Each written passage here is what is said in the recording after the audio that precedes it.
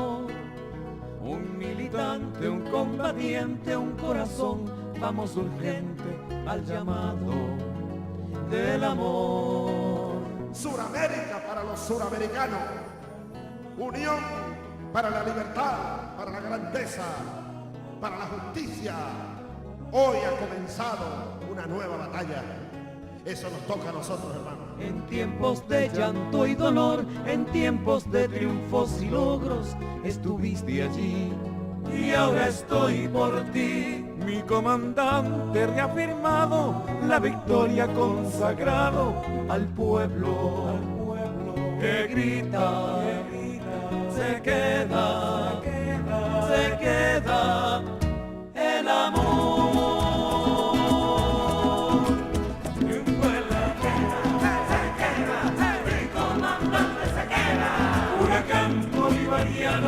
María Roja enamorada, un gigante que cabalga en libertad. Eres de un pueblo inmenso, hecho de tierra, luna y sol. Desde el sur un continente se levanta, moviliza y canta. Ole, ole, ole, ole. Una sola debe ser la nación de todos nosotros, la nación latinoamericana. Todos somos de la misma nación. Una sola es nuestra patria.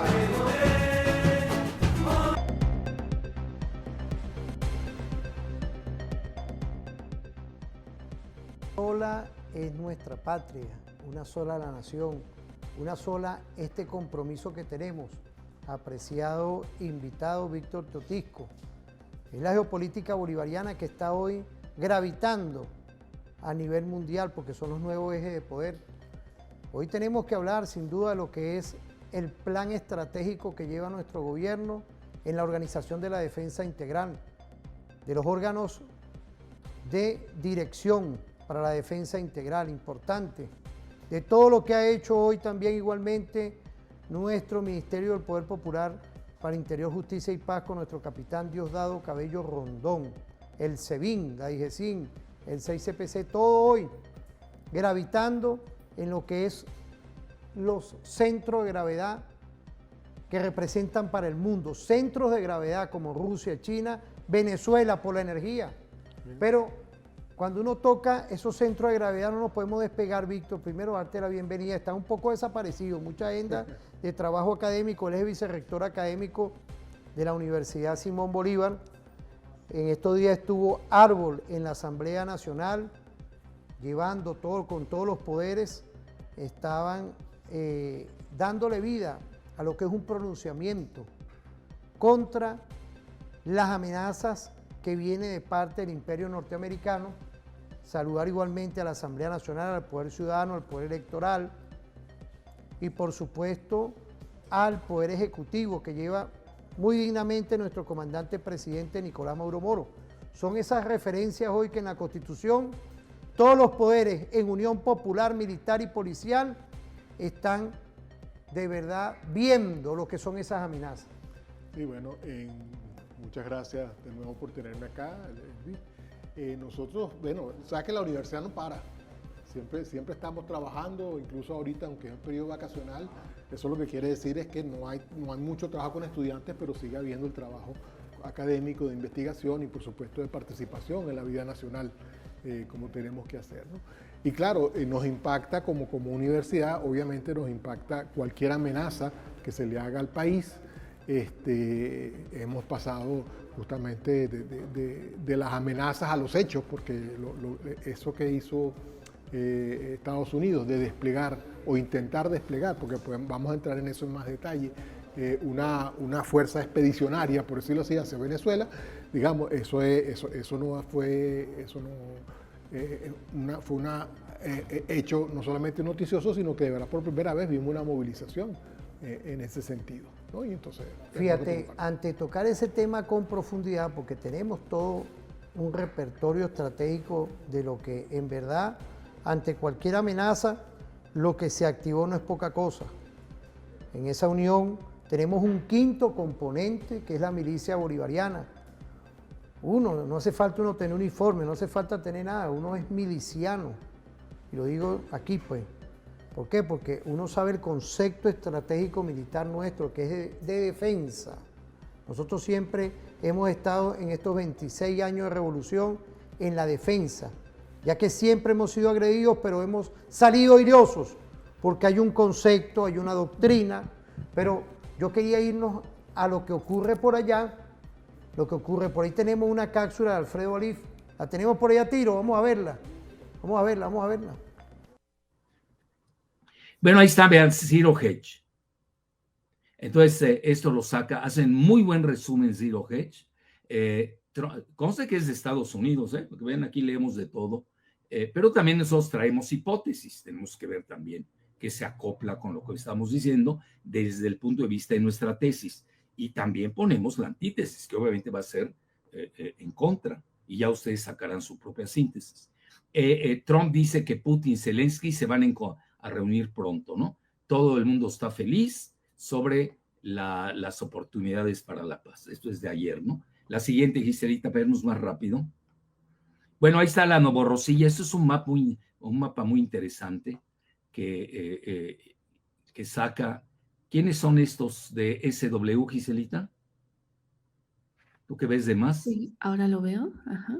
Aquí está a la derecha. Bueno, Esto War. Ajá. Así se. yo se lo llama. saqué de Zero Hedge.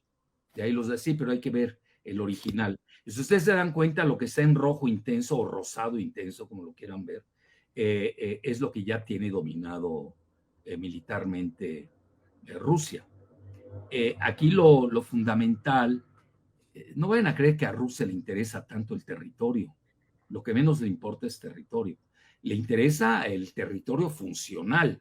Rusia tiene 18 millones de kilómetros cuadrados y obviamente jamás van a gobernar Kiev, porque ahí es una población hostil. Obviamente hay una parte hostil a Rusia, que son rusófobos, ¿no? Como la mayor parte de la prensa occidental es rusófoba.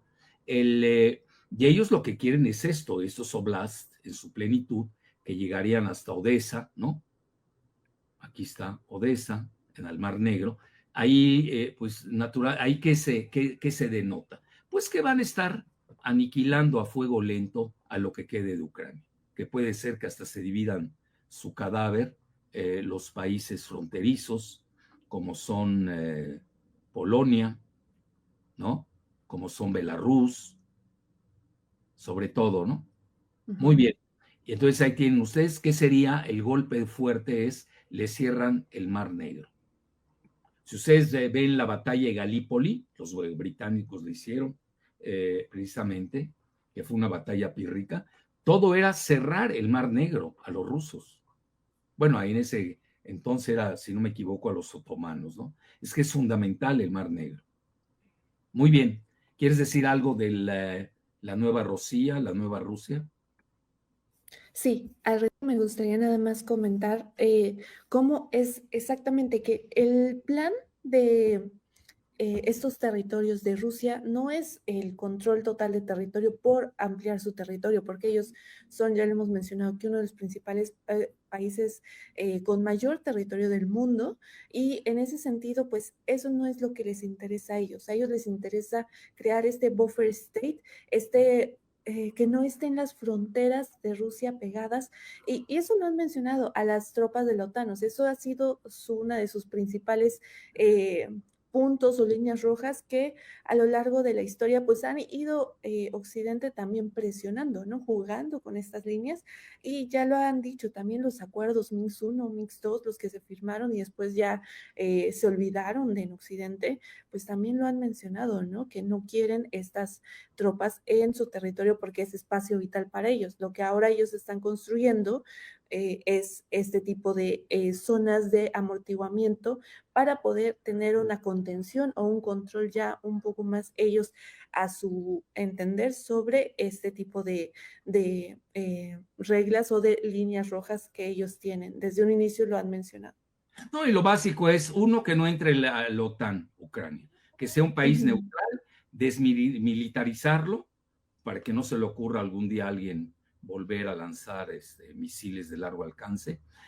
Sí. Y vean, yo siempre he manifestado desde el inicio, a mí me duele mucho esta guerra civil, porque es una guerra civil, entre Fíjate, esto es importante porque hay una escalada de conflicto con la operación militar de Rusia. Saludar a la representación consular de nuestra Federación Rusa aquí en Venezuela, igualmente la representación consular de China, que ha dado también igualmente su posición frente a esta amenaza, pero está esa escalada ya. Y vemos hoy cómo después de Alaska, que no habíamos tocado ese tema, porque no podemos estar jugando lo que se llama posición adelantada, porque es referente informativo, y nosotros buscamos siempre aislar con mucha claridad, y más tú que estudias todos estos temas geopolíticos dentro del Instituto de Altos Estudios de América Latina, de la Universidad Simón Bolívar, en el cual uno también está coadyuvando en este instituto perfecto que tiene más de 50 años. Es correcto. O sea, no es que es una cuestión de ahorita, que no. Entonces, ahí hay un grupo de pensadores, Nicolás, dentro de lo que tiene que ver, lo dirige nuestro rector, Estefan, realmente tú eres el coordinador de ese instituto, importante hoy, y queríamos aislar un poco de cómo está esa escalada ya, porque después de esa reunión entre el señor Trump y el compatriota camarada Putin, se ha visto como que hay hoy en el tablero hay unos nuevos escenarios. Sí, mira, en esta operación militar o guerra civil, como le decía Jalife, lo que está viendo es que mientras hay unas conversaciones con Estados Unidos, ¿por qué hay estas conversaciones en Alaska? Porque Estados Unidos y Trump en realidad hacen análisis militar de lo que está sucediendo y se dan cuenta que Rusia viene avanzando 1.000 kilómetros cuadrados por semana. ¿Okay? Y eso es lo que va haciendo, avanzando en territorio que era, como decía, la Nova Rosilla, que era, digamos, el trozo de Rusia que incrementó Catalina la Grande. Estamos hablando en tiempo de Francisco Miranda, cuando toda esa zona se anexó a Rusia, entonces, hace más de 200 años. Esa población que vive allí es rusa, habla ruso, étnicamente se siente ruso, se siente cercana a Rusia, ¿okay? Y que simplemente fueron administrativamente anexadas a Ucrania durante cuando existía la Unión Soviética por Nikita Khrushchev como un recalo, porque él era ucraniano, de origen ucraniano, aunque soviético, y regaló a su propia región. Pero eso no cambió la realidad en el terreno. Y lo que está buscando Rusia ahorita es justamente seguridad.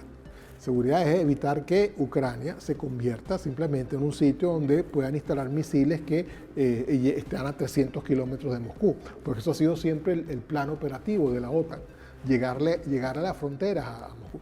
Y es un plan que podríamos decir que incluso es napoleónico. Digamos, hemos tenido que el Imperio Napoleónico intentó llegar a Rusia, después el Imperio Británico, se mencionó, lo mencionó ahí en la Primera Guerra Mundial, que fue el intento de cerrar el Mar Negro, pero antes, en la Guerra de Crimea, fue el Imperio Británico que trató de cerrarle el acceso, ¿no? Entonces siempre ha habido esa obsesión europea por llegar y apoderarse de Rusia, porque consideran que Rusia es demasiado grande. Incluso Estados Unidos considera que Rusia es un país demasiado grande. Tienen que romperlo, porque justamente lo que hace a Rusia grande, poderoso, importante en el mundo, es su extensión territorial y su enorme cantidad de recursos minerales y de otro tipo que tiene adentro, ¿no? Entonces, hay que verlo a la geopolítica. El asunto no es el asunto de un territorio en Ucrania con Rusia, es un asunto de toda la OTAN, porque esto es una guerra de la OTAN contra Rusia, ¿sabes? Una guerra soterrada, la OTAN no está participando, está usando a un proxy, a un vicario, que es el que se encarga de llevar la guerra hasta el último hombre, como han dicho en Occidente, hasta que se muera el último ucraniano. Fíjate, y es importante porque Zelensky fíjate lo que son hoy las cosas, ¿no? Zelensky se le venció su periodo el año pasado. O sea, él está fuera de la constitución de ellos, ¿no? Nosotros, y eso son los ejemplos que hoy, porque aquí nosotros no tenemos ni guión ni nada, son los estudios permanentes, y vemos hoy cómo atacan a Venezuela y otros países en Sudamérica, esta América del Sur global, y en otros países también de Europa, y vemos cómo este señor que está ilegal, ilegítimo, de todo punto de vista, y la OTAN lo tiene ahí, pues, como un vulgar payaso, y me disculpan la palabra. Porque no, es un peón, es simplemente un peón que está marcando un sitio y que digamos, todo el mundo espera que se lo vayan comiendo de a poquito, ¿no? O en realidad más que un peón, varios peones. Entonces el territorio se va conquistando en esta especie de ajedrez geopolítico, y lo que se hace es tomar territorio, ¿okay? Y Europa, digamos que en este momento está dirigido por una cuerda de enanos mentales, ¿no? Porque Macron ahorita, hace 3 días, llamó a Putin ogro. O sea, ya estamos al nivel del lenguaje de colegio, ¿no? Eres un ogro, eres una persona fea. Y lo mismo con todos estos dirigentes europeos que tratan de mantener viva a Ucrania en la guerra, cuando es obvio que en el terreno, en el papel, yo digo, son 1000 kilómetros cuadrados a la semana lo que va a lanzar. O sea, Rusia está acelerando el paso de ir barriendo. Y lo que él menciona es justamente que vimos en ese mapa que él mostró que había 2 zonas, una roja intensa y una roja clara. La roja clara es también parte de la Novorosilla, pero eso todavía, digamos, es la que marca la línea del frente. Y lo que consideran una zona de buffer, pero en mi opinión personal, esa zona de buffer va a desaparecer. La zona de buffer va a estar en la otra parte de Ucrania, porque yo creo que en este momento es importante, de nuevo, si Rusia pensaría, si me quieren a mí cerrar el acceso al Mar Negro, bueno, yo reacciono con exactamente el mismo objetivo, y yo voy a cerrar el acceso al Mar Negro a la OTAN, así, por lo menos gran parte. Esto que está sucediendo es, como tú decías, porque Zelensky es un presidente débil, ¿sabes? Hay quizás la consideración de una continuidad administrativa, como decimos nosotros, porque no ha hecho elecciones y se ha mantenido en el poder.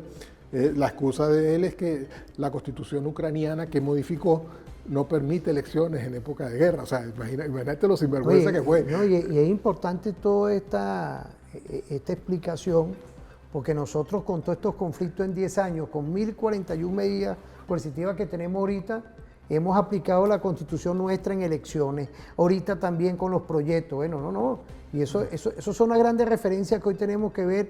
Tú, que nos puedes estar viendo lo que ocurre en otras partes del mundo, y lo que tenemos nosotros hoy con la participación activa de todo nuestro pueblo constitucional. Y Rusia, en este caso Putin ahorita lo dice, y también lo dice Lavrov, ¿con quién vamos a firmar la paz? Porque la firma en el documento va a ser respetado, no, porque ellos ya están un poquito, digamos, escarmentados, porque fue un acuerdo cuando se disolvió la Unión Soviética de que no iba a haber una expansión de la OTAN hacia el este, y la hubo. Después se firmaron los acuerdos de Minsk I y Minsk II, donde se le daban garantías a Rusia que no fueron respetadas. ¿Okay? Entonces dice, vamos a firmar algo, y después tú me vas a decir que no tengo el que lo firmó resulta que no era presidente, y entonces no tiene validez lo que firmó. Ahí tenemos otro video de negocios allá, de lo que es hoy esa agencia de noticias. Vamos a verlo. Fotografía cada vez más clara alrededor de que vamos encaminando un entorno de paz. Vamos a ver qué dicen los socios europeos, pero parece que la reunión del viernes, aunque la prensa de izquierdas haya querido ponerlo como muy negativo, como una reunión donde Trump cedió mucho, parece que ha conseguido el objetivo, y el objetivo era llegar a la paz. Estamos más cerca de la paz, vamos a ver cuánto. ¿Cómo lo veis, Covadonga? Nos acercamos más a unas circunstancias de paz, pero como bien has indicado, parece ser que la prensa internacional en este caso quiere generar también un némesis entre Putin y el señor Donald Trump. De hecho, cuando observamos los medios internacionales, parece que ha sido Donald Trump que ha rendido pleitesía, o en ocasiones, dependiendo también del corte político, ha sido al contrario. Y sin embargo, coincido en que nos encontramos en el punto que quizá, como ha indicado también el embajador anteriormente, sea esto el final del túnel. Y además esto es como la navaja de Occam, que al final la teoría más simple y la más sencilla es la cual puede conducirnos bien a la solución de estas circunstancias, y realmente en el embrollo en el que está ahora mismo metido también la Unión Europea, que también, otra cuestión, la lectura del recibimiento a los líderes europeos no ha sido igual o con mismas circunstancias que en estas circunstancias ha sido con el señor Putin este pasado fin de semana. Eduardo, ¿una primera valoración? Pues una primera valoración es que la entrevista que tuvo lugar en Alaska, lógicamente, si tuviéramos que referirnos al manual de francotirador del Cuerpo de Infantería de Marina de los Estados Unidos, que son 5 fases, y estas son reconocimiento del escenario, identificación del objetivo, definición de la estrategia, ejecución de la acción y evaluación, habríamos llegado al primero, al escenario, al reconocimiento de Trump de que esta fue la guerra de Biden y ese es el relato sobre el que parte toda la negociación. Eso en primer lugar. En segundo lugar, yo creo que estamos más cerca de la paz siempre y cuando haya algunos elementos de la ecuación que desaparezcan. Y yo creo que el primero que debe desaparecer para que se alcance la paz es Zelensky.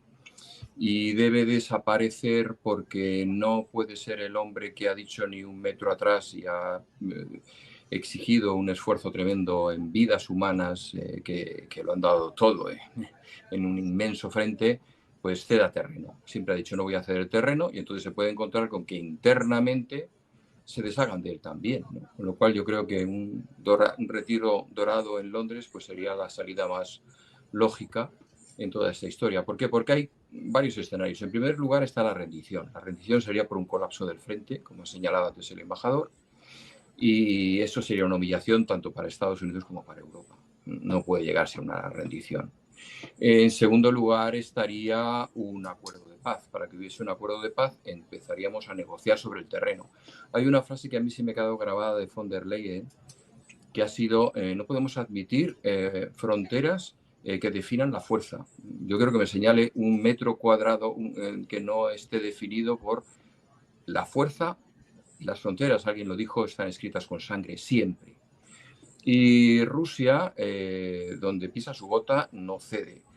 ¿Qué puede ocurrir? Pues que la negociación sea, vas a ceder un 25% del territorio, yo digo que un 5%, yo digo tal, nos quedamos en un 15%, y ese 15% además durante X tiempo, con una fuerza de interposición que no puede ser la OTAN, no puede ser Europa, porque es una humillación para Rusia, y buscaremos una serie de países nada sospechosos que manden generosamente a través de la ONU esas fuerzas de interposición, ¿no? Yo creo que eso llegaría a un armisticio, que es la única posición en la que Zelensky podría sobrevivir políticamente, un armisticio en el que diga, bueno, no hemos reducido a ese territorio, luego habrá un referéndum, pero un referéndum a la marroquí, como con el pueblo saharaui, ¿no? Es decir, esperaremos a que pase el tiempo y que nos aseguremos que la victoria sea apabullante, porque ya no quede nadie. Yo creo que un poco esa es la situación. El alto el fuego está ahí a las puertas, pues lo demanda Ucrania, porque como también se ha señalado antes, en cualquier momento el frente puede colapsar, están prácticamente en una enorme bolsa, y ahí sí que habría bajas, porque lo tienen todo metido, ¿no? En este momento. El tiempo, desde luego, corre a favor de Putin. Yo me quito el sombrero con la intervención que hizo en Alaska, en donde recordó que Alaska había sido parte de Rusia, que ahí estaba su huella, y luego habló de unos temas muy interesantes, que realmente es el tema de fondo por el que yo me reúno con Donald Trump, que es qué pasa con las tecnologías, qué pasa con la inteligencia artificial, qué pasa con el espacio. Hablamos los hermanos mayores, ¿no? Y esto de Ucrania es un grano en nuestras relaciones y en nuestra gran confrontación internacional a tres bandas entre Estados Unidos, China y Rusia, ¿no? En el cual, en cualquier caso, pase lo que pase, yo creo que Rusia va a salir. Fíjate, esto es importante porque así como están los analistas de no jugar posición adelantada, porque vemos lo prudente, por eso es que el referente informativo no había tocado el tema. Le agradezco a nuestra militancia, fíjate, todo me decía, profesor, pero no, vamos a esperar.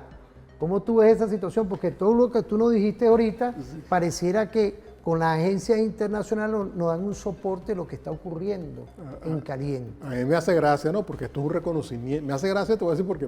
Porque es como, ahorita los adultos nos estamos sentando a hablar y los niños están en la mesa de los muchachitos aparte. Más o menos lo que tú dijiste en el comentario. Y entonces esto que está sucediendo es que Trump se da cuenta, mira, Rusia está ganando este envite, ¿ok? Y el otro lo está perdiendo, pero a pasos agigantados.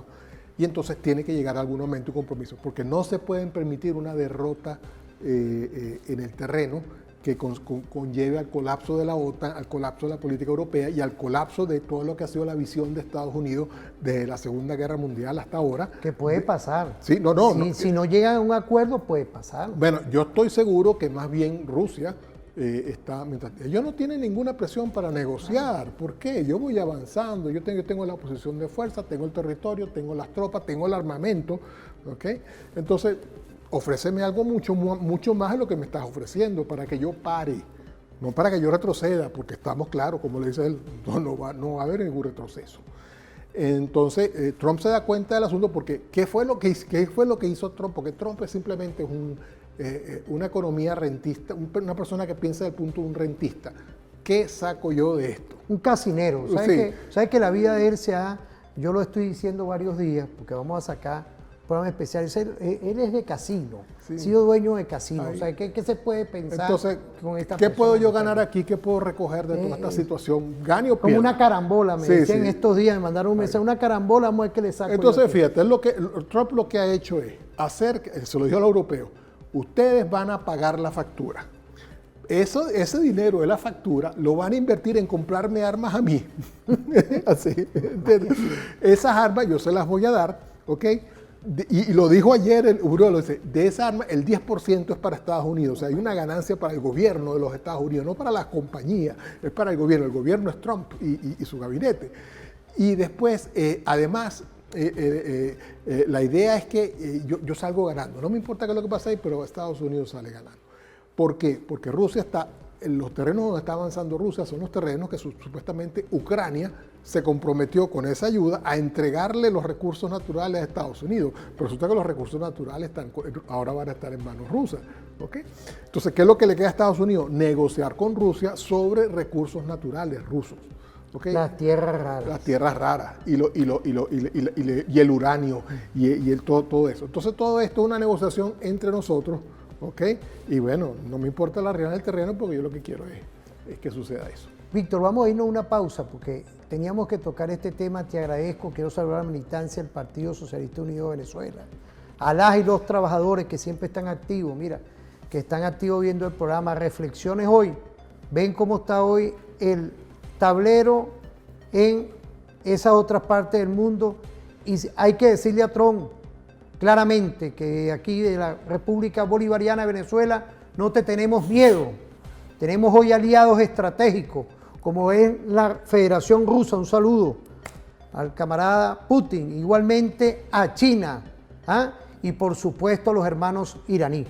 Hoy, entrar en Venezuela es abrir sin duda por un tremendo aluvión de doctrina, es sacar a Bolívar, sacar a toda nuestra doctrina estratégica en unión popular, militar y policial. Saludar a nuestra Fuerza Armada Nacional Bolivariana, que está hoy operacionalizando en nuestros 24 estados de la República Bolivariana de Venezuela. Vamos a ir a una pausa, ¿viste? Vamos a ir a una pausa, no se despeguen, porque venimos con Bolívar, venimos con la doctrina. Nos vamos a una pausa y volvemos.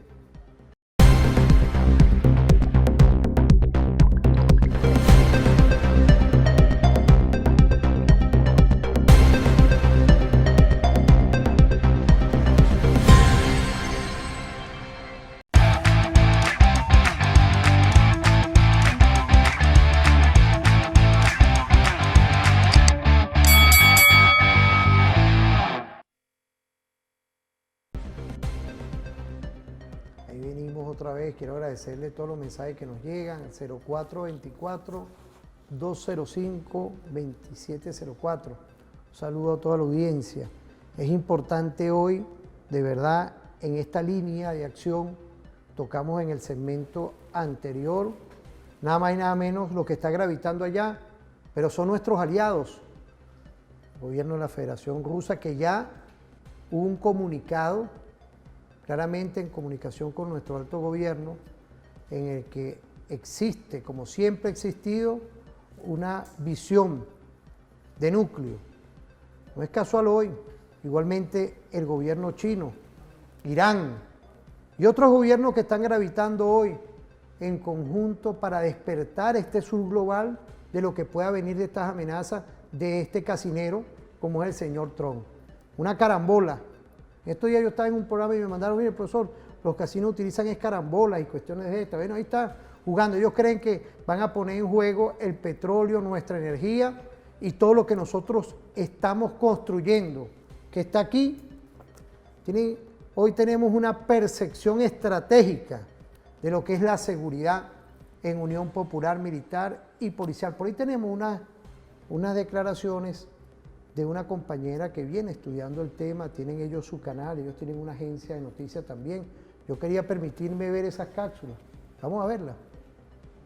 La movilización de las milicias es Nicolás Maduro. Bueno, a partir del año 1999, Venezuela comenzó a reelaborar esta doctrina para adaptarla a su propia realidad. El nombre que recibió es Guerra Popular de Resistencia y Doctrina de la Defensa Integral de la Nación. El germen de lo que hoy son las milicias fue creado 8 años después, cuando se adoptó la Ley Orgánica de la Fuerza Armada. Desde entonces, la Fuerza Armada Nacional Bolivariana está compuesta por 5 elementos, los habituales 3: Ejército, Armada y Aviación, a los que se sumaron la Guardia Nacional y las milicias populares. El desarrollo de las milicias comenzó a cobrar fuerza a partir del año 2009 y plasma una de las directrices del pensamiento político de Hugo Chávez, la unidad cívico-militar. Mediante esta idea, Chávez pretendía evitar que la división entre civiles y militares pudiera ser utilizada por los enemigos externos para crear un enfrentamiento interno. El ejército enfrentando a su propio pueblo, una situación que casi todos los países de Latinoamérica padecieron en algún momento de su historia. Los ejércitos latinoamericanos, o una buena parte de ellos, nacieron de hecho como ejércitos antiimperialistas peleando contra la ocupación española. Los casos más emblemáticos son los de Bolívar y San Martín, que hicieron formaciones militares surgidas en el seno del pueblo para pelear precisamente contra la ocupación extranjera y que luego se fueron institucionalizando. Sin embargo, lo actual que encontraron en Venezuela para ese dilema. La Guerra Popular de Resistencia es su doctrina y la Milicia Nacional Bolivariana su concreción.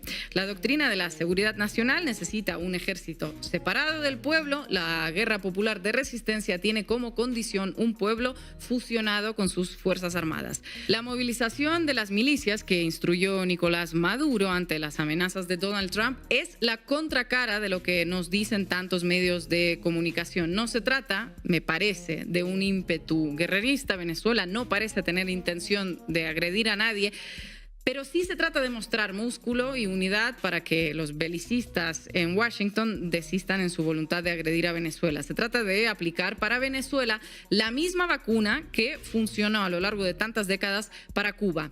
Como repiten en Venezuela, una cosa es entrar y otra cosa es salir.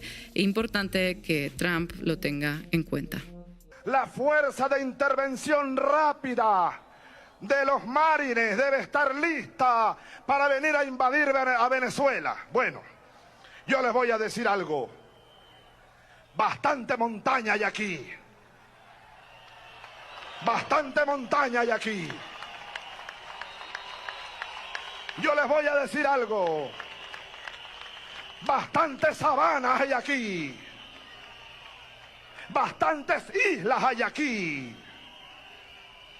Bastante selvas hay aquí. Bastante tierra hay aquí. Y saben una cosa, bastante pueblo hay aquí.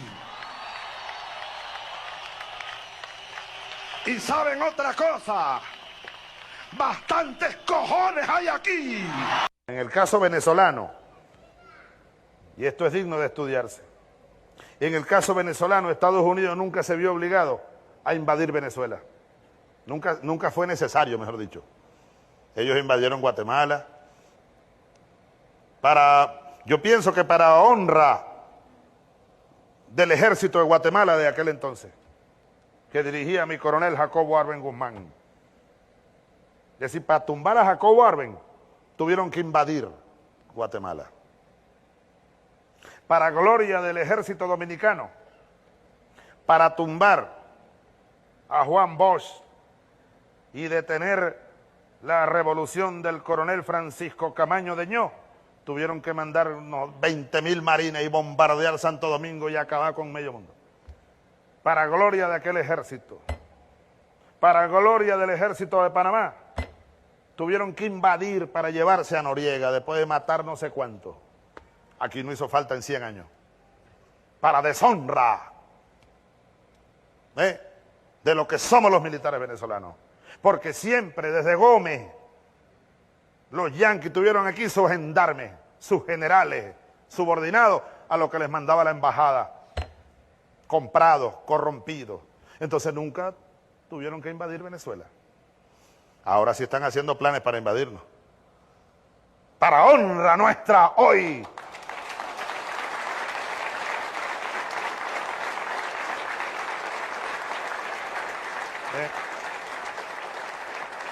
Porque ahora se han dado cuenta que aquí no van a conseguir militares que le hagan el mandado. Pero les vamos a decir, si se les ocurriera venir a invadir esta patria, aquí le pasaría lo que le pasó al general Pablo Morillo y aquel inmenso ejército que trajo España aquí. Morillo y todos sus oficiales, ejército de línea, la expedición más grande que España mandó en 300 años al llamado Nuevo Mundo. Allá en Margarita deben estar en el fondo del mar los restos de aquel gran buque español que era el San Pedro Alcántara, si mal no recuerdo. Allá se hundió. Y allá en las queseras del medio mordieron el polvo los mejores soldados del rey de España. Y allá en Mucurita, y en el Yagual, y en La Puerta, y en Carabobo, y en Boyacá, y en Ayacucho. Si este maldito imperio se le ocurriera, como dice un poema de esos épicos de la sabana, si otros tiranos quisieran esclavizarnos la patria, uno pudiera decir también, si otros tiranos quisieran invadirnos la patria, sería toda Venezuela un inmenso vuelvancara. Un inmenso vuelvancara.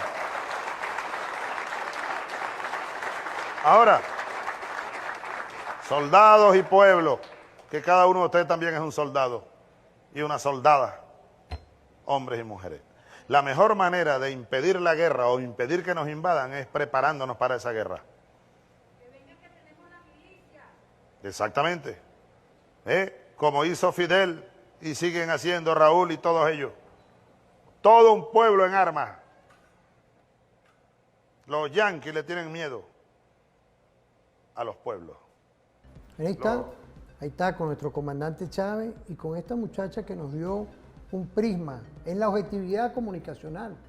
¿Qué podemos decir, apreciado profesor? Yo quiero, este programa de INA Finogenova, la base de Latinoamérica, que ahora se transmite desde México, y estos dos clips son del programa. Estos dos clips no son de tu programa y no lo hemos sacado, son dos clips que pasaron en ese programa. Está bien. Uno ya obviamente el primero, el del comandante Chávez, ya lo conocemos. Todas las semanas hay como un recordatorio de eso. Y luego está el otro, exactamente, dando una descripción histórica de lo que ha sido. Que primero lo que dice el presidente Chávez, que la milicia bolivariana fue simplemente 200 años después de lo que fue la milicia bolivariana que nos llevó a la independencia. Un ejército hecho, porque Venezuela no tenía ejército, aquí el ejército que había era el ejército español, y un ejército hecho en base a, digamos, la participación del pueblo que creó sus propias milicias y eventualmente se formalizó. Y también dice, mira, ese es el esquema nuestro de defensa de todo el pueblo. Porque Estados Unidos también tiene ahora su doctrina de guerra total y nosotros tenemos nuestra doctrina de la guerra no convencional, de la guerra de todo el pueblo.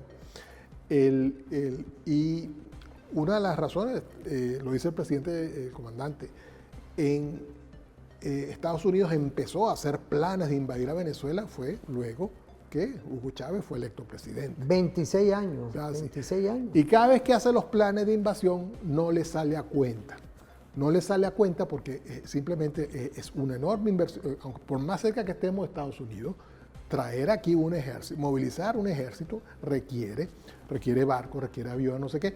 Y ahora en este momento Estados Unidos no puede hacer eso solo. Las últimas guerras de Estados Unidos o las últimas operaciones militares han sido siempre me traigo unos cuantos socios europeos, no sé qué, para que me ayuden tanto con el gasto como con el transporte, como con no sé qué, porque ya no está en capacidad de hacer una operación militar por sí solo. Puede hacer operaciones puntuales, operaciones de extracción, operaciones de bombardeo selectivo y no sé qué, pero involucrar a un ejército, involucrar a toda una armada para venir acá ya no tiene, porque para empezar requiere autorización del Congreso de los Estados Unidos, que quizás no es muy dada, ¿okay? O quizás sí, porque con este tipo de presidencia imperial que él tiene, a lo mejor sí fuerza. Ahora, Víctor, y la situación compleja que ellos tienen de energía y económica, porque yo te digo algo, ese imperio está en decadencia. Vemos hoy que no es casual cómo Rusia está arrodillando tanto a Estados Unidos como a la Unión Europea, a la OTAN.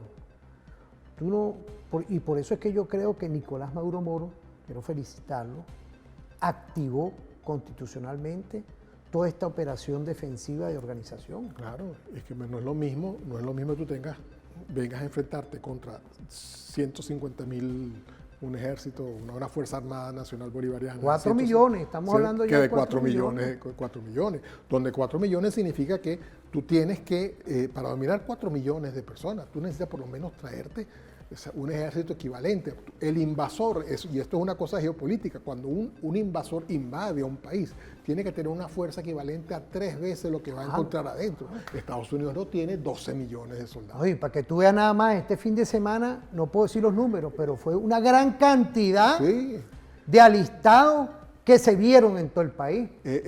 Y voy a eso hago la referencia. Eso es referencia a nuestro comandante y jefe, que Nicolás da el pronunciamiento, pero fueron grandes números, estamos felices de toda la gran movilización que se hizo del voluntariado en todo el país. Yo te voy a hacer la última gran guerra de Estados Unidos, que fue la guerra de Vietnam, involucró a 1 millón de efectivos, no necesariamente todos combatientes, pero 1 millón de efectivos del ejército, de las fuerzas de Estados Unidos, y perdieron contra Vietnam, ¿entiendes? Que no tiene la población de Venezuela. Nicolás nos dio una clase en estos días, tengo referencia al equipo de producción, quiero saludar a Wilder Vargas, a Omar Vargas, igualmente a Zair. El equipo analista nos estaba dando una referencia ayer de que Nicolás no fue en estas clases, el tema pone como ejemplo a Vietnam.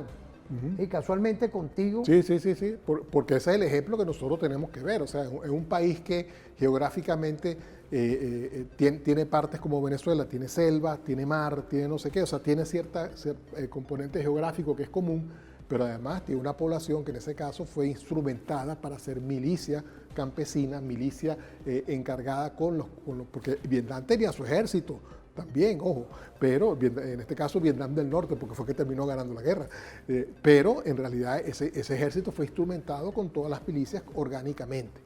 Y eso es lo que estamos viendo nosotros, porque ¿qué significa tener una milicia de 4 millones de personas? Significa que tú tienes que equiparla. ¿Cuál es el equipamiento de la milicia? Bueno, se le da UFAL, ¿okay? Este rifle belga, porque el ejército venezolano está usando los AK-103. ¿Ves? Que también se puede hacer. O sea, nosotros además tenemos una fábrica de armamento en el país distribuida. Obviamente en el caso de un intento de ataque sería uno de los primeros blancos, pero digamos tenemos eso. Pero además es que no hace falta estar armado para tener una milicia. Mira, esto es un cañón, esto es un cañón comunicacional por la paz. Claro. Aquí estamos con el general Morales, general del ejército miliciano, el coronel Patiño, y todo este equipo perfecto de oficiales superiores, oficiales subalternos y tropa profesional, porque estamos dándole vida, Nicolás, desde aquí a un programa diferente. Por aquí tuve que dejar el teléfono. Vean los demás. Vean los demás y vean ahorita. Y luego está, además, el hecho de que cómo está organizada la milicia, porque está la milicia, pero además dentro de la milicia tenemos los cuerpos de combatientes. Porque tú para dominar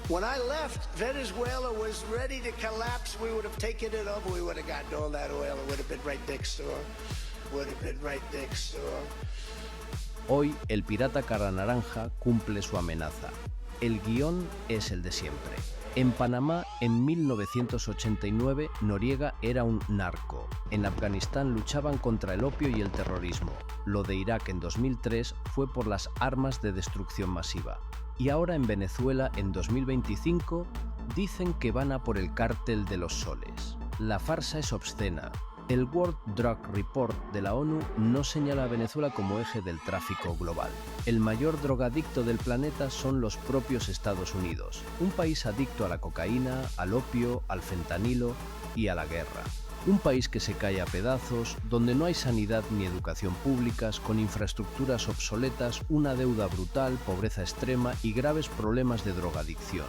Pero en lugar de arreglar los problemas en casa, prefieren invadir otro país para mayor gloria de los oligarcas que manejan el Congreso.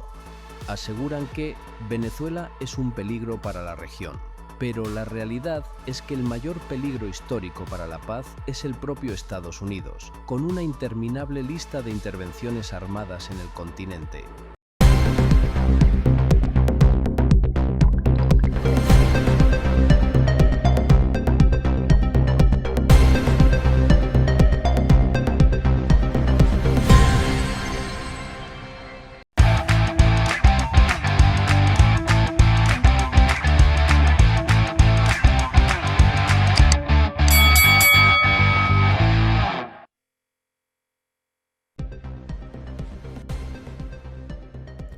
Activo aquí en la televisora de la Fuerza Armada Nacional Bolivariana, con un ojo abierto y otro cerrado.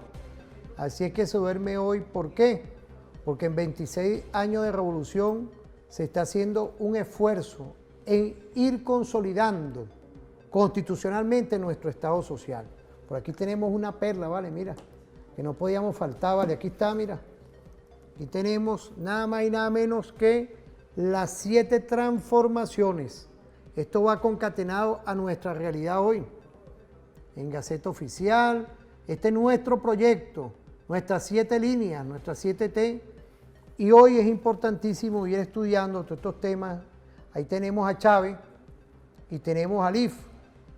Como todo el mundo me dice, profesor, usted, bueno, pero es para que ustedes se den cuenta, somos diferentes, porque estamos concatenados en una nueva comunicación. Yo en eso soy celoso. Llevo la producción yo mismo. Igualmente, llevo con un equipo que lleva Wilder, el profesor Wilder, el profesor Omar y el profesor Zair. Bueno, Zair está estudiando todavía, imaginémonos, pues. Entonces, son estas visiones que hoy, dentro de este contexto, estamos a la par en una comunicación diferente, y quiero felicitar al Instituto de Altos Estudios de América Latina de la Universidad Simón Bolívar, igualmente a nuestra Universidad Militar Bolivariana de Venezuela, a nuestro mayor general viceministro de Educación para la Defensa, Pérez La Rosa, e igualmente a nuestro vicerrector académico, nuestro general Pedro Marcano.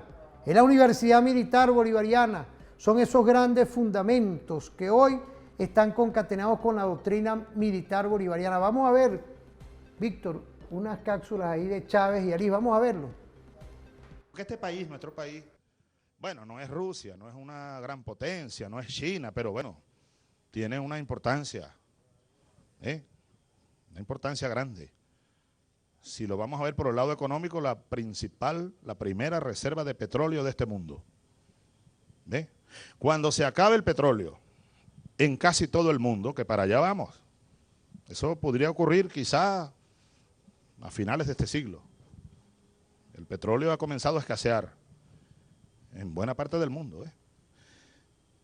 Cuando se acabe el petróleo en este mundo, quedarán 5 países todavía con reservas importantes.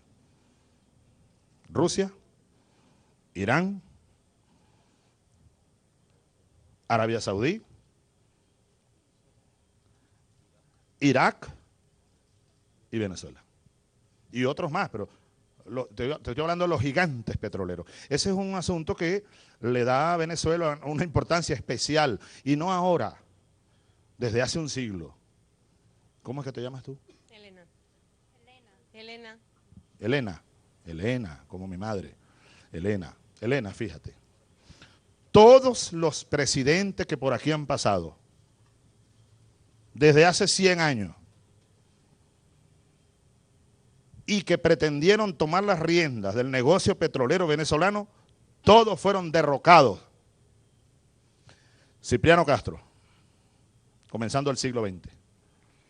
Después Isaías Medina. Después Carlos Delgado. Antes de él Rómulo Gallegos, un gran escritor. Carlos Delgado lo asesinaron. Y yo, derrocado. Y la causa fundamental, el petróleo. Porque los países, digamos, poderosos de Occidente necesitan ese petróleo. Yo creo que ese es un factor de mucho peso, que no tiene que ver exactamente con el miedo, porque ¿quién le va a tener miedo a Chávez? A nosotros, pues somos gente de paz. Nosotros cuando nos metemos con alguien es porque nos defendemos. Como dice una copla llanera, yo soy como el espinito, esa es una mata en el llano. Yo soy como el espinito que en la sabana florea. Le doy aroma al que pasa y espino al que me menea. ¿Ve? Entonces no creo que sea miedo, sino es parte del juego político. Pero además de eso, Venezuela, además del petróleo, está la parte política. Se trata de lo que algunos llaman el mal ejemplo. El mal ejemplo de Venezuela, ¿ves? Bueno, algunos lo llaman ellos el mal ejemplo. El golpe contra nosotros aquí lo lanzaron y quizás se apresuraron un poco. ¿Tú sabes por qué? En mi criterio, antes de que ganara Lula las elecciones. Porque fue el golpe de 2002, siendo Lula candidato.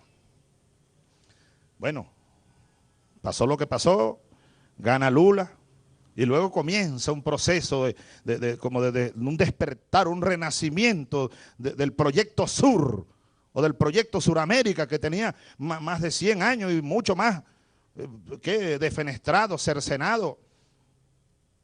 ¿Cuántos golpes de Estado dieron aquí en este continente? ¿Cuántos han dado? Y todos, sin excepción, planificados. Lo que hay que ver es el antecedente de Venezuela. Yo es un país que conozco muy bien. Pues el petróleo. Es la mayor potencia petrolera del mundo. Cuando tú sumas petróleo convencional y no convencional. ¿Qué significa el no convencional? El petróleo pesado. Y está en la región ahí del lago Maracaibo, etc. No me quiero perder en eso. Pero oye, ¿qué significa? Que ahí viene el petróleo, cuidado. Aquellos que están hablando mucho de energía verde, que es todo un tema que nos atañe a México, porque nosotros también somos potencia petrolera, sobre todo ustedes aquí en Tabasco. Vienen los tiempos muy, a mi juicio, esa es una hipótesis que emito, pero ya se está cayendo todo lo de la energía verde, fueron muy a prisa. Ya ves, todos los carros eléctricos tampoco están funcionando. Tesla ha tenido problemas, los chinos le están comiendo la partida a Estados Unidos, la cuestión de los carros eléctricos. A nivel de energía solar, eólica, los chinos son la gran potencia. Ya le ganaron a Europa y Estados Unidos. Entonces ya a Estados Unidos y a Europa no les conviene ya más el tema de la energía verde. Yo lo diría en términos más suaves, para que veas que vengo muy moderado, se pospuso. Nadie está diciendo que no va a existir, yo creo que es una necesidad, pero debe entrar dentro de una diversidad de energéticos. Aquel país que tiene su petróleo y su gas, no veo por qué lo va a dejar de usar, que es tipo México. ¿Por qué se va a suicidar México? Que no tenemos tecnología para la cuestión energética, sobre todo la verde. Ahí hay que tener mucho cuidado con ese asunto. Entonces Venezuela... el petróleo va a seguir. Sí, el petróleo. Y Venezuela es clave porque es, dices... La primera potencia petrolera del mundo. Tiene, si tú sumas petróleo convencional, que ustedes extraen aquí, ¿no? El Olmeca, etcétera, más el pesado, que tiene mayor cantidad de azufre, tiene el primer lugar del mundo. Eso es lo que está en juego en Venezuela. Primer dato. Segundo dato histórico. Siempre fue el rancho de los Rockefeller. Siempre.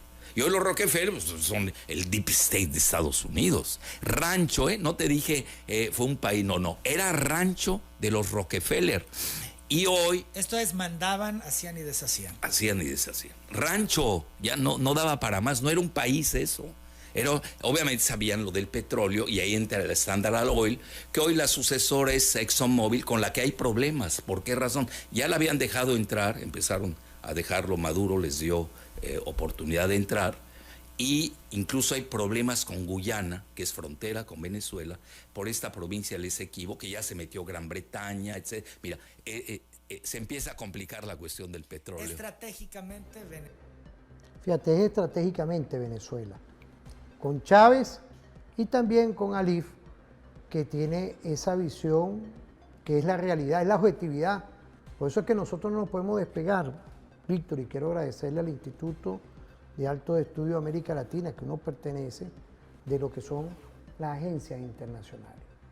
Por eso es que somos diferentes y ahí estamos, con la humildad del caso, porque estamos en un apoyo a una realidad que hoy lleva nuestro gobierno, nada más y nada menos nuestro presidente Nicolás Maduro Moros, en esta contención internacional mundial que han querido aplicar otras energías, el caso de la energía verde que se cayó, la energía eléctrica también se ha caído y es el petróleo hoy que está hoy gravitando. Tú has hablado muchas veces de este tema y no podía faltar que a nivel académico y estratégico, los que nos pueden estar viendo ahorita en familia, estamos en vacaciones, de lo que hoy representa Venezuela como un centro estratégico energético para el mundo. Por eso es que hoy, la Venezuela de hoy tenemos que defenderla, pero también con la conciencia de lo que ocurre hoy. ¿Qué podemos decir, apreciado profesor? Fíjate, la concepción, Jalife habla de la concepción del mundo de que sigue dependiendo de los combustibles fósiles. Es mucho más ahorita que antes. O sea, el consumo de combustibles fósiles sigue aumentando. Eso no ha dejado de ser. ¿Por qué? Porque también hay una industria que está creciendo. Por ejemplo, ahorita todo lo nuevo es con inteligencia artificial. La inteligencia artificial necesita de centros de grandes computadores, de enorme cantidad de cómputo para poder funcionar. Y eso requiere una alimentación eléctrica que ha venido incrementándose. Y segundo, Trump odia las energías alternativas. Para él es el petróleo y quiere explotar el petróleo de Alaska y obviamente quiere, como lo mencionó en un video, así que quería apoderarse del petróleo de Venezuela. Es importante entender eso porque no va a suceder. Si vamos bien a ir a un menú de energía producida por distintos medios, ya sea solar, ya sea viento, ya sea incluso nuclear, en realidad el mundo todavía se está moviendo con petróleo y gas. Porque no solo es la manera más barata de hacerlo, sino es la manera más eficiente. La cantidad de energía generada por el consumo de combustibles fósiles es mucho más grande que la generada por las otras y mucho más barata. Entonces eso no va a cambiar. Y Venezuela entonces estratégicamente en eso, porque aunque lo hacen ver como que tenemos petróleo pesado y que es difícil de procesar y no sé qué, eso es simplemente incluso el costo de procesar ese petróleo pesado es menor que el que sería siempre usar otros métodos de generación de energía.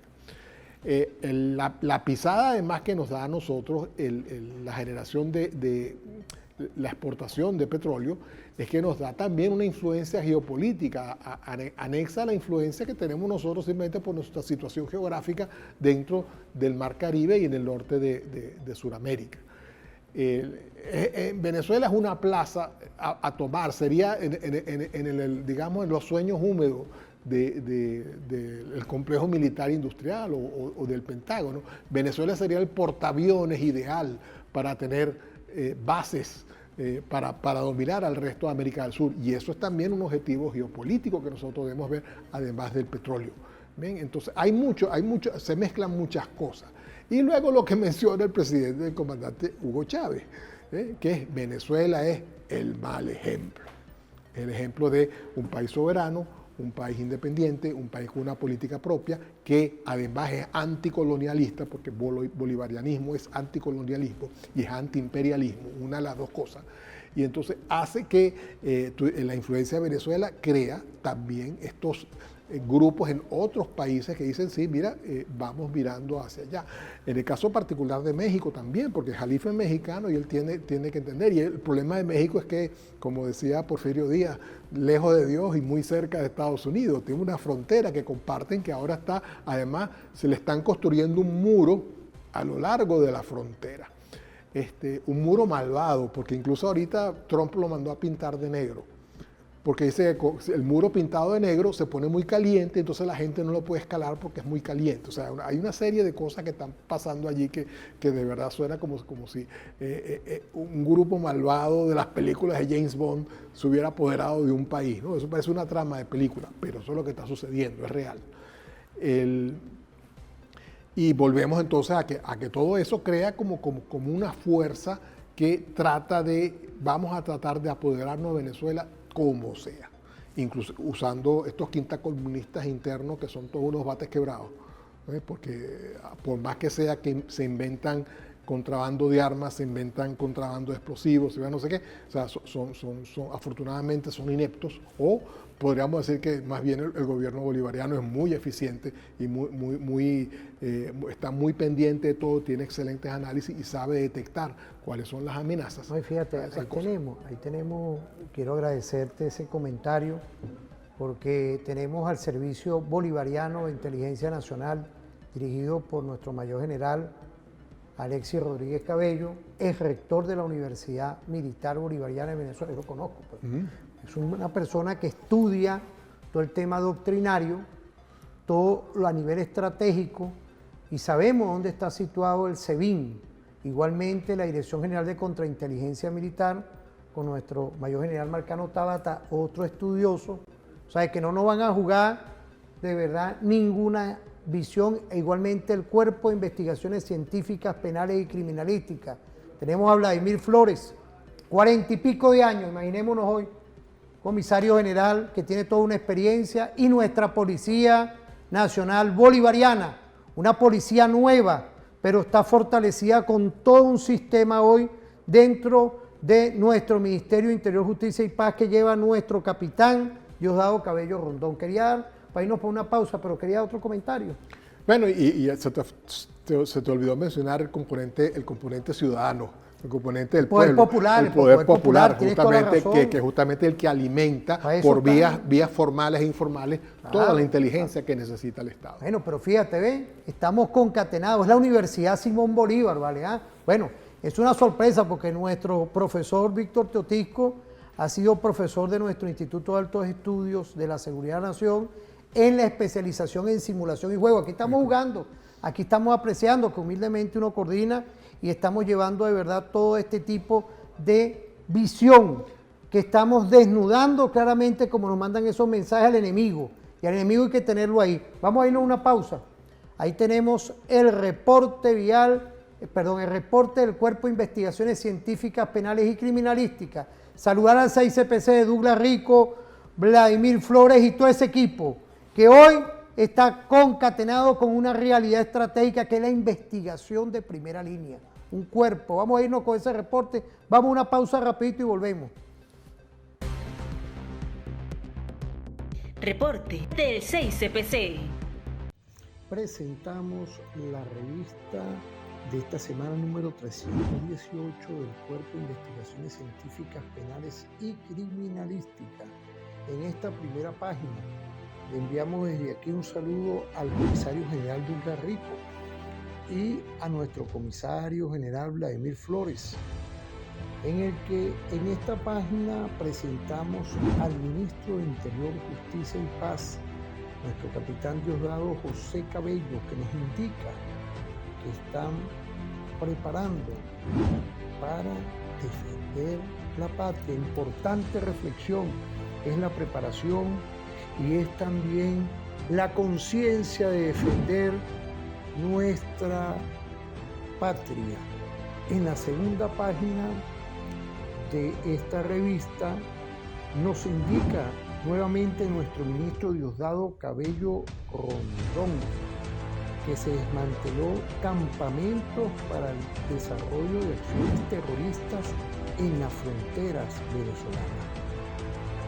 En la página 3, de igual forma, nuestro ministro Diosdado Cabello Rondón, exitoso y perfecta gestión de nuestro Ministerio de Interior y Justicia y Paz y todos los órganos de policía, nos informa la incautación del nuevo arsenal de guerra en el estado Miranda.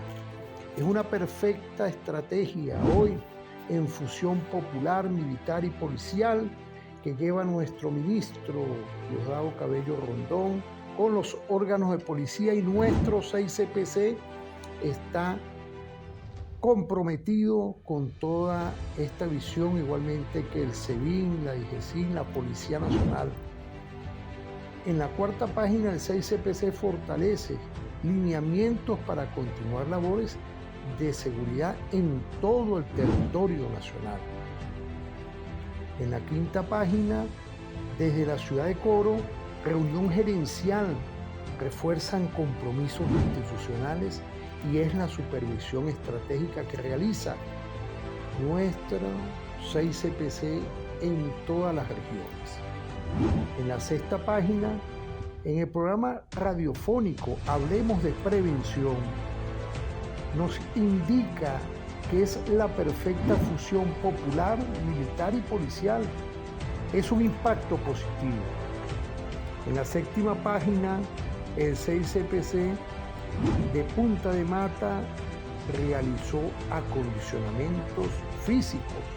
Es la fortaleza, es la inversión que realiza nuestro cuerpo de investigaciones en todas las sedes de nuestras regiones. En la página 8, el 6CPC esclarece un doble homicidio ocurrido en Guárico. Es la labor perfecta de nuestros investigadores criminalísticos. En la página 9, en Barinas se detuvieron 5 delincuentes peligrosos por robo de vehículos. Es el trabajo continuo y certero que realizan nuestros investigadores a nivel de todo el territorio nacional para garantizar la paz ciudadana. Y hoy culminamos en la página 10, del que nos despedimos desde el programa referente informativo en TVFAN, con este valioso boletín del 6CPC con las reflexiones estratégicas del comandante presidente Nicolás Maduro Moros, que nos indica que en Venezuela nos preparamos para la paz. Hay una coordinación total para defender nuestra integridad territorial y la estabilidad nacional. La paz de nuestro pueblo es sagrada. Nos despedimos por esta semana de esta formidable y perfecta revista.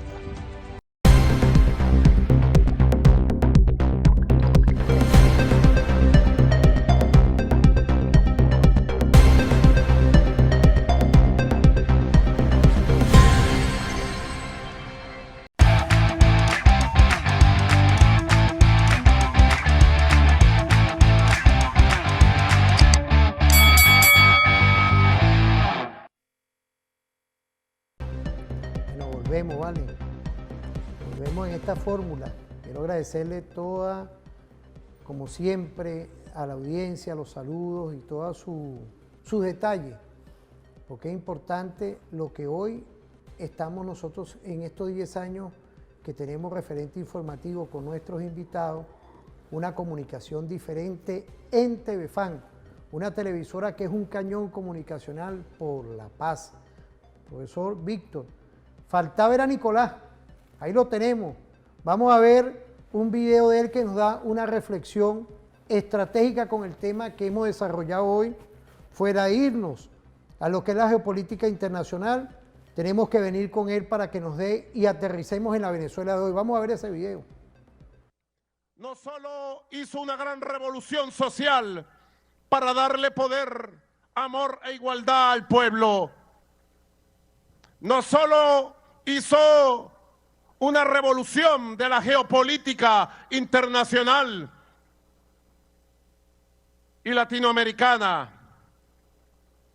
no solo hizo y arrancó una gran revolución económica para construir otro modelo económico que estamos construyendo, sino hay que registrar en la historia del siglo XXI que el comandante Chávez hizo una revolución militar y refundó a la Fuerza Armada Nacional Bolivariana en la doctrina, en el concepto estratégico, en los valores, en la ideología. Y entre otros muchos grandes pasos de la revolución militar bolivariana del siglo XXI, fundó la Milicia Nacional Bolivariana, que es el pueblo de a pie en armas, adiestrado, uniformado, armado, preparado y dispuesto para defender la patria de cualquier enemigo extranjero. Una revolución militar, tomando lo mejor de la doctrina, tomando la esencia, el sumus de la doctrina bolivariana, de la doctrina zamorana,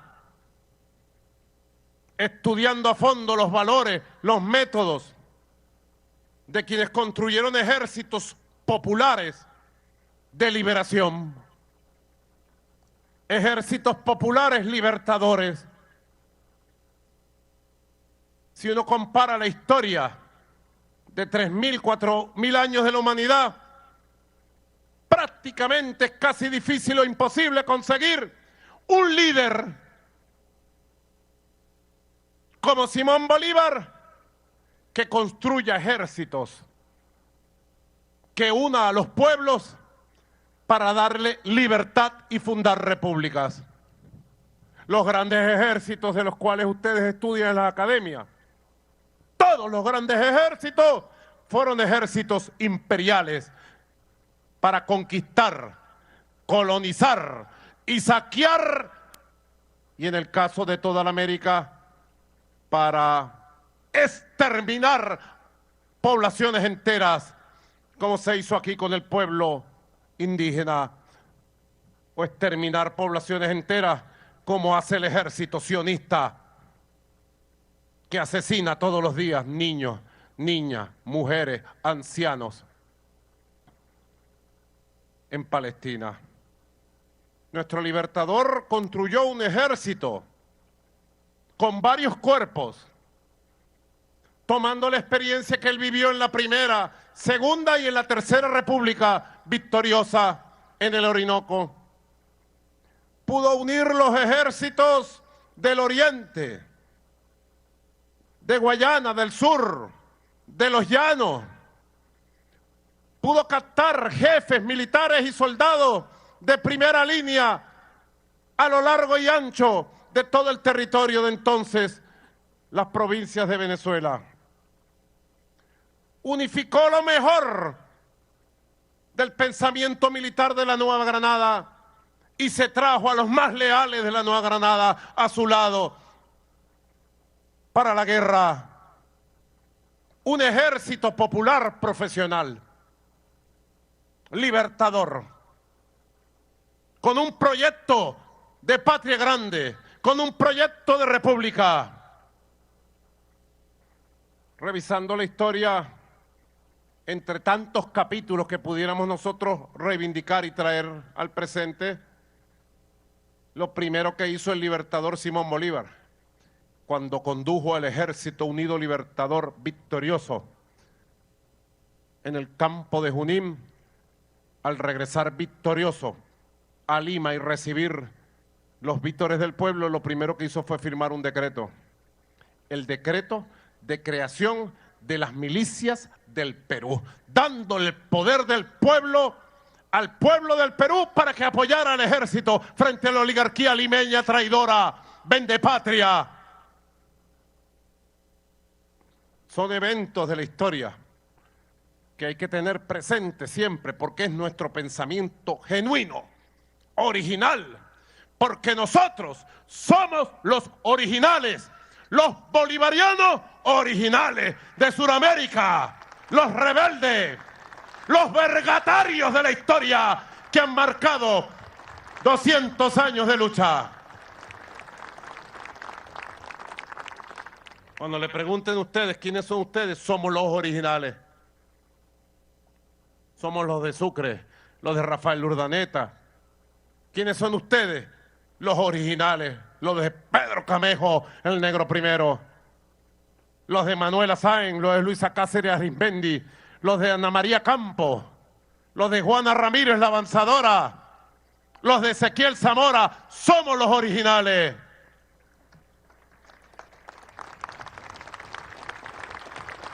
Nacieron para darle mayores niveles de protección al pueblo.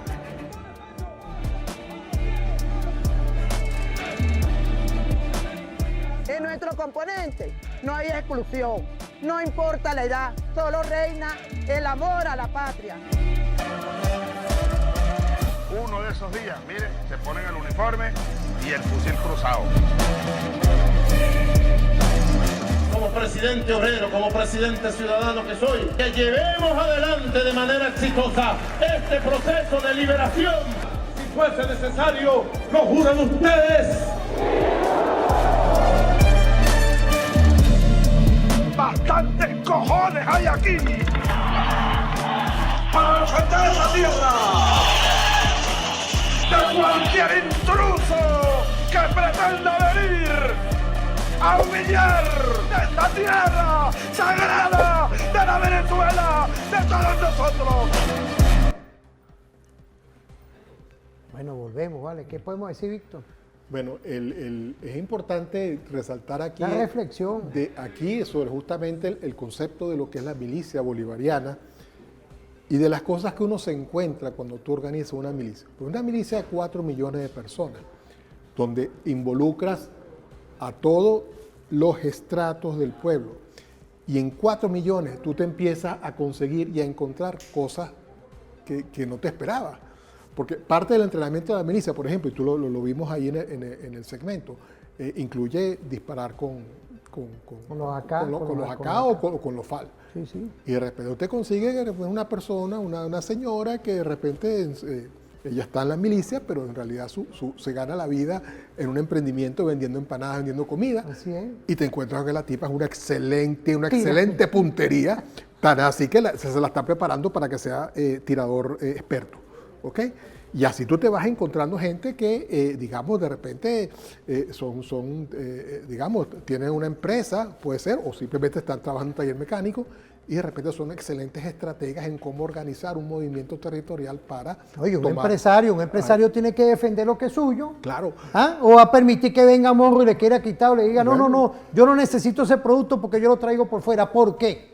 Porque esa es la idea de los cuerpos de combatientes que Claro. están en las empresas o en los institutos para justamente evitar que se use esa empresa, esa universidad, ese complejo industrial, sea tomado y se use para apoyar una invasión o una ocupación. Fíjate, en el Instituto de Altos Estudios de América Latina de Simón Bolívar, sé que tú estás estudiando todos estos temas.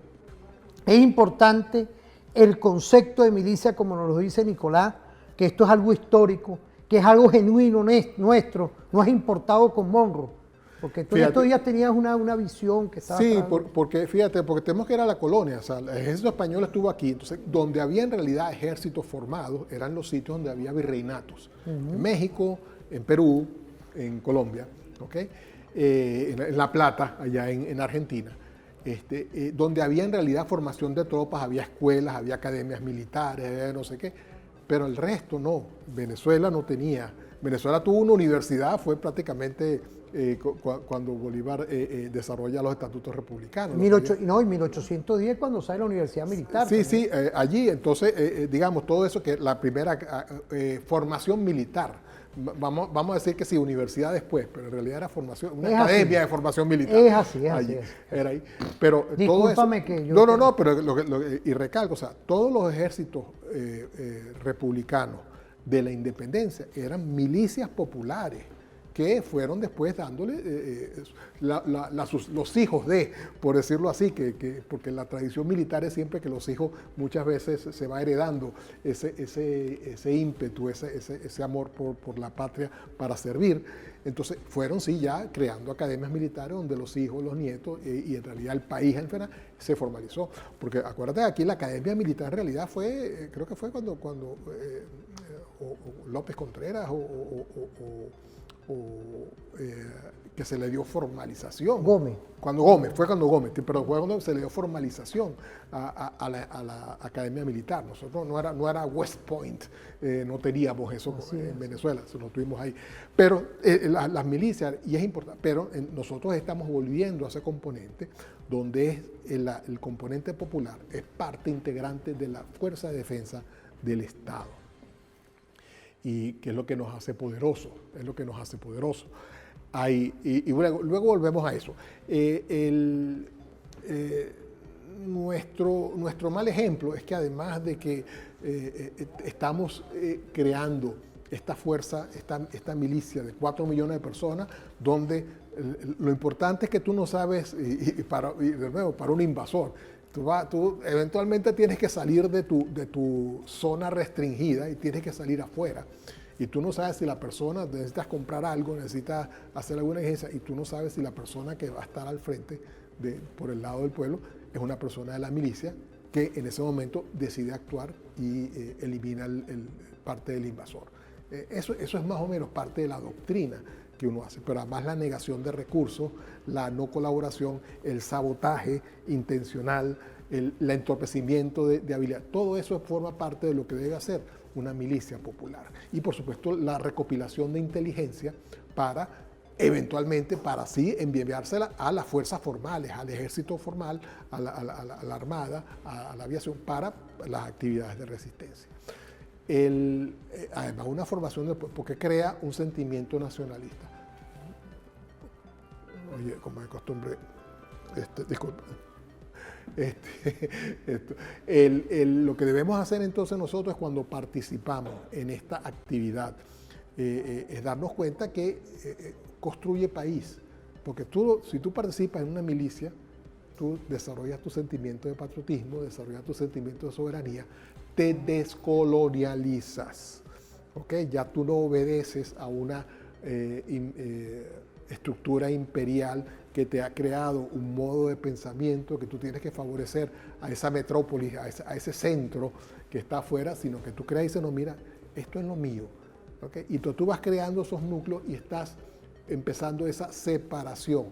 Y eso es lo que debemos aspirar nosotros. Nosotros vamos a aspirar a que todo el continente, ¿okay?, se separe mentalmente, ideológicamente, del concepto de que el único hegemón que hay aquí es Estados Unidos y que tiene derecho a influir y que se crea además con derecho a influir en nuestras políticas internas, en aprovecharse de nuestros recursos, ¿okay?, en creer que hay que rendirle pleitesía. Eso es justamente parte del trabajo. Fíjate, Víctor, de verdad que se nos acabó el tiempo del programa y hoy en esta reflexión empezamos con una visión de lo que ocurre en otras partes del mundo, pero también culminamos con lo que estamos haciendo hoy. Quería que tú mismo despidieras el programa. Bueno, sí, yo creo que la labor que haces tú aquí es justamente abordar distintos conceptos. Juro, no solo la geopolítica, sino la parte de América Latina, porque nosotros tenemos que entender que somos importantes como continente. Son importantes, pero incluso tenemos necesidad de cambiar mapas.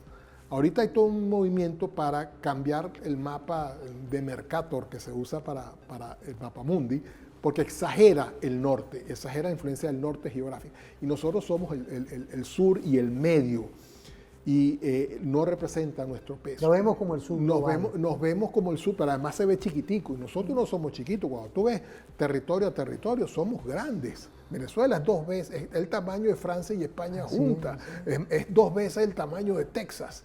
O sea, nosotros debemos entender que en realidad nos hacen creer que somos un país pequeño y no lo somos. Y con un espíritu grande como el padre Bolívar. Bueno, por el día de hoy quiero agradecerle al vicerrector académico de la Universidad Simón Bolívar, quien es director del Instituto de Altos Estudios América Latina, profesor Víctor Teotisco, por haber compartido el día de hoy. Saludar a todas y todos desde referente informativo en la República Bolivariana de Venezuela, que sale por Telefan. Que pasen un feliz día y nos vemos en otra oportunidad. Por ahí nos vamos con la feria de Nicolás, que es la feria del cardumen. Ahí estamos activos en familia, en esa visión de seguir construyendo la Venezuela social, la Venezuela productiva. Que pasen feliz día. Reporte de las ferias del cardumen.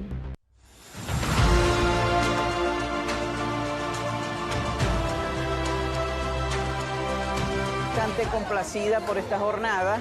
La calidad del producto es bastante bueno. Pescado fresco, económico. Claro, claro que sí. Ojalá la pusieran toda la semana. De verdad que sí, vale la pena.